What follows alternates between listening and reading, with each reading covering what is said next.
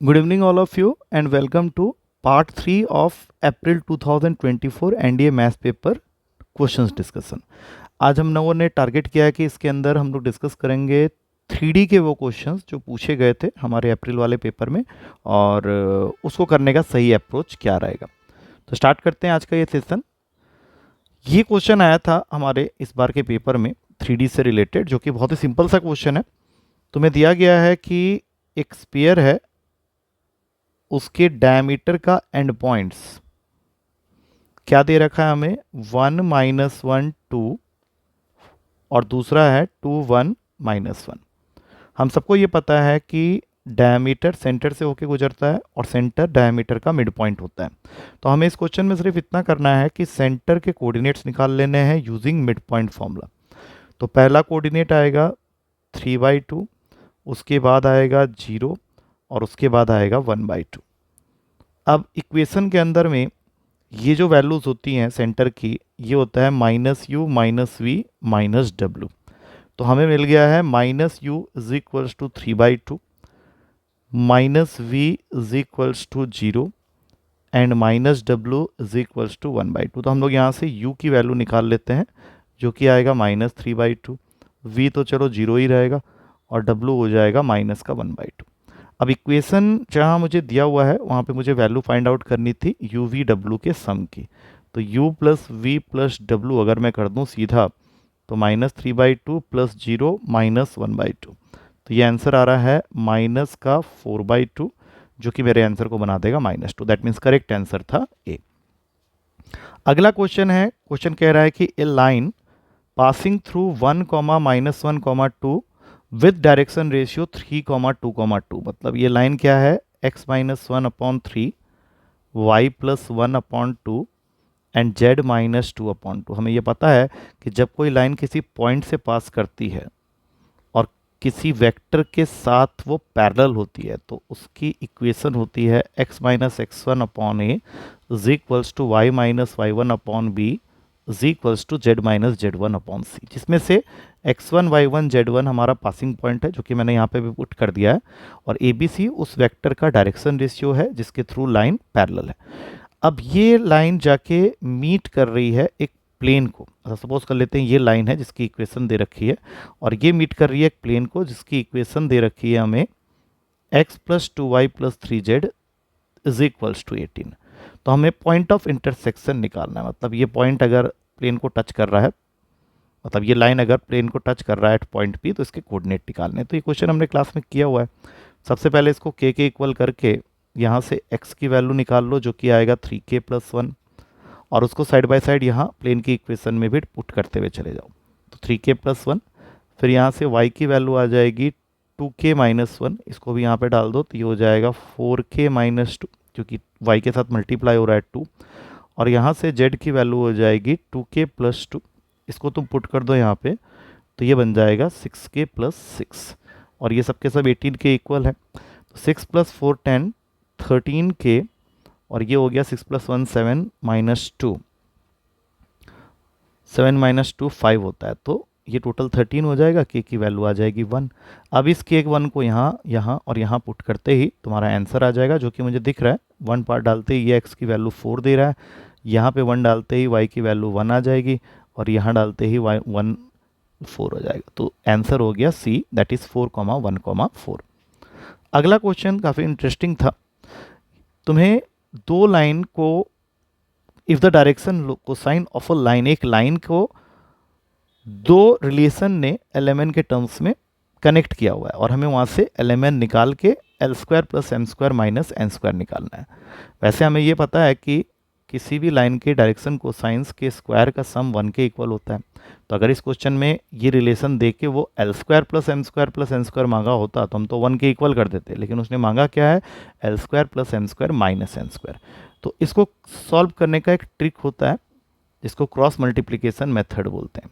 तो तुम्हें क्या करना है, स्ट्रेट अवे इनके कोफिशिएंट्स को लेके एक ये बना लेना है l - m n। अब l के कोफिशिएंट को छुपाने के बाद जो m और n के कोफिशिएंट्स दिख रहे हैं उनको क्रॉस मल्टीप्लाई कर लो। तो 2 × 3 6, बीच में माइनस का साइन, -2 × 1, तो टोटल हो गया +2।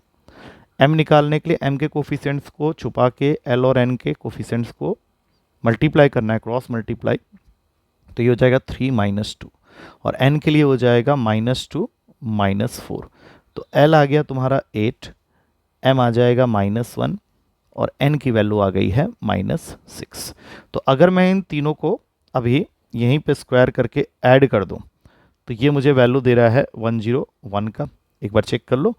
लेकिन हमें जो निकालना है वो क्या है, L square plus M square minus N square. तो ये हो जाएगा 64 + 1 - 36। अब इसको ज़रा सॉल्व करके देखो, 64 + 1 होता है 65 - 36 मतलब 29 और इसको डिवाइड कर दो इनके स्क्वायर के सम के साथ में, तो ये बन जाएगा 101 L square plus M square plus N square. तो ये तुम्हारे पास में आंसर है बी ऑप्शन में। अगले क्वेश्चन में चलेंगे। अब क्वेश्चन कह रहा है कि तुम्हारे पास कोई प्लेन है जो कि इन पॉइंट से पास करती है। साफ पता चल रहा है इंटरसेप्ट फॉर्म है ये।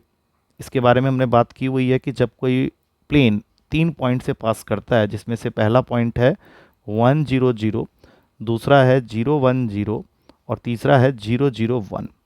मतलब सिचुएशन कुछ इस तरह से रही होगी कि यह है तुम्हारा coordinate axis X Y Z और तुम्हारा प्लेन ऐसे करके पास कर रहा है। यह है तुम्हारा ए, सपोज कर लेते हैं 1 0 0, यह है तुम्हारा बी, इसको सपोज कर लेते हैं 0 1 0 और यह है तुम्हारा सी, इसको सपोज कर लेते हैं 0 0 1। तो ये डिस्टेंस हो गया ए जो कि 1 है, ये डिस्टेंस भी हो गया बी जो कि 1 है और ये डिस्टेंस हो गया सी जो कि 1 है। तो आंसर सीधा हो गया x + y + z -1 = 0। अब हमने क्या किया है, एक परपेंडिकुलर डिस्टेंस ड्रॉ किया है फ्रॉम ओरिजिन। अब ओरिजिन तो 0 0 0 ही होता है और इस डिस्टेंस को उसने p बोल दिया है। तो ये निकालने का हमारे पास में फॉर्मूला होता है 0 + 0 + 0 -1 पूरे का मॉडुलस अपॉन में √3। तो p की वैल्यू आ गई 1/√3 और क्वेश्चन तुमसे पूछ रहा है 3p² की वैल्यू। तो 3p² मतलब 3 × p², 1/√3 का स्क्वायर 1/3 होगा और ये वैल्यू आ जाएगी 1, मतलब D is the correct answer. So this are those questions जो कि इस बार तुम्हारे पेपर में पूछे गए थे। हमने कुल मिला के 1 2 3 4 क्वेश्चन डिस्कस किए हैं। इसमें और भी क्वेश्चन थे, वेट सेकेंड, हाँ ये रहा अगला क्वेश्चन। अब ये क्वेश्चन है direction cosine of normal to the plane.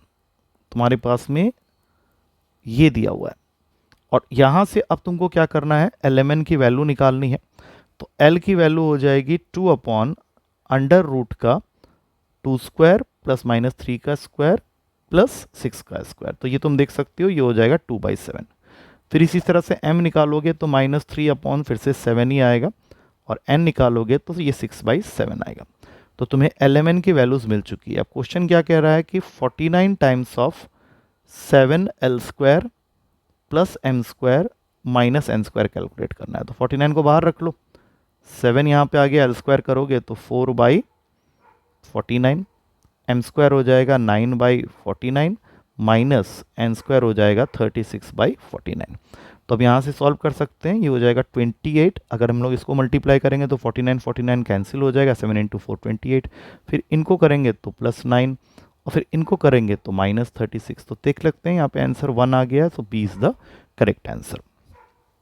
अच्छा, उसके बाद ये काफ़ी इंटरेस्टिंग क्वेश्चन था। क्वेश्चन पूछ रहा है कि number of points represented by this equation x = 5 on the xy plane. तो अगर मैं xy प्लेन बना रहा हूँ और x = 5 को डिनोट कर रहा हूँ, 1 2 3 4 5, यहाँ से मैंने लाइन ड्रॉ की है। तो ये जो लाइन है इसका x कोऑर्डिनेट तो फिक्स हो गया एक्सिस के ऊपर में, लेकिन जैसे जैसे हम ऊपर जाएंगे तो बहुत सारे पॉइंट्स ऐसे होंगे जिसका x कोऑर्डिनेट 5 होगा and y coordinate will very. मतलब यहाँ पे कोई भी पॉइंट अगर लोगे तो ये कोऑर्डिनेट देगा 5, y। तो उसने पूछा है कि कितने ऐसे पॉइंट्स हैं जो इसको सेटिस्फाई करेंगे, रिप्रेजेंट करेंगे। तो आई थिंक इसका सही आंसर होगा इन्फानाइटली मेनी पॉइंट्स, क्योंकि x कोऑर्डिनेट फिक्स करने के बाद y can take any value, so it will be always infinitely many. So ये वो क्वेश्चंस थे जो इस बार तुम्हें 3D से पूछे गए थे। तुम देख सकते हो कि काफ़ी इजी क्वेश्चन थे। तो जैसा कि हमने डिसाइड किया था, इस तरह के चैप्टर वाइज मैं सारे क्वेश्चंस ट्रिकी वाले तुमको ला के दूंगा और इसी तरह से हम लोग इसको कंटिन्यू करेंगे। इन सारे क्वेश्चंस को अच्छी तरह से देख लो, क्योंकि 3D काफ़ी बच्चे लीव करने के चक्कर में रहते हैं, बोलते हैं सर बहुत सारी चीज़ें हैं, बट जब तुम क्वेश्चंस का लेवल देख रहे हो तो काफ़ी ईजी होता है। ठीक है, कल मिलते हैं इसी के नेक्स्ट चैप्टर के डिस्कशन के साथ में। टिल देन इन सारे क्वेश्चंस को अच्छे से देखो, and still the doubt exist तो you can ask me in the class. Thank you to all of you.